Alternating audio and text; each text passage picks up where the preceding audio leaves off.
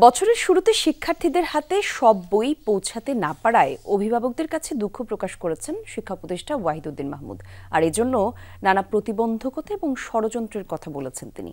সকালে মাতৃভাষা ইনস্টিটিউটের এনসিটিবির ওয়েবসাইটে ২০২৫ শিক্ষাবর্ষের পাঠ্য বইয়ের অনলাইন ভার্সনের উদ্বোধন অনুষ্ঠানে এসব কথা বলেন উপদেষ্টা। এনসিটিবি চেয়ারম্যান জানিয়েছেন ১৫ জানুয়ারির মধ্যে স্কুলে স্কুলে সব বই পৌঁছে যাবে। মাঠের অলরাউন্ডার আমি, আর ঘরের allrounder Tilex. Tilex toilet cleaner, clean মানেই টাইলক্স। আওয়ামী লীগ সরকার ক্ষমতায় আসার পর ২০০৯ সাল থেকে শুরু হয় বই উৎসবের ঢাকঢোল পিটিয়ে বছরের শুরুতেই শিক্ষার্থীদের হাতে তুলে দেয়া হতো নতুন বই। যে উৎসবের নামে যে অপচয় হয়েছে, তবে এই বই উৎসবের নামে ব্যাপক দুর্নীতি এবং অপচয় হয়েছে বলে দাবি করেছেন এনসিটিবির চেয়ারম্যান AKM রিয়াজুল হাসান।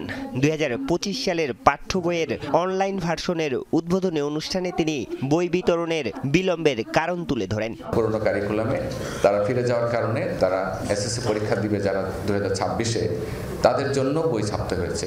সেই কারণে আমাদের প্রায় সেখানে ৬,৭৯,০০,০০০ বই আমাদের অতিরিক্ত ছাপতে হয়েছে।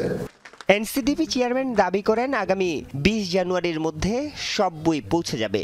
তবে শিক্ষা সচিব বলছেন ভিন্ন কথা। জানুয়ারির ৫ তারিখের মধ্যে প্রাথমিকের বাকি সকল বই, ১০ তারিখের মধ্যে মাধ্যমিকের প্রায় ৮টি বই এবং ২০ তারিখের মধ্যে সকল বই যাবে। আমরা চেষ্টা করেছি কিছু কিছু শিক্ষার্থী যেন আজকের দিনে তারা বই পায়। তবে আমরা এই প্রতিশ্রুতি দিচ্ছি যে এই জানুয়ারি মাসের ৩০ তারিখের মধ্যে আমরা চেষ্টা করছি যে কিভাবে সকল বই পৌঁছে দেওয়া যায়। অনুষ্ঠানে প্রধান অতিথি শিক্ষা উপদেষ্টা জানান ৫ আগস্ট পট পরিবর্তনের পর এবার বই ছাপাতে গিয়ে নানা প্রতিবন্ধকতায় পড়তে হচ্ছে এনসিটিবিকে। এরপরেও বছরের প্রথম দিন সব বই দিতে না পারায় দুঃখ প্রকাশ করেন তিনি। আমাদেরকে যে কত ধরনের কত দিক থেকে বিপরীতমুখী শক্তির সম্মুখীন হতে হয়েছে এটা কল্পনাতীত।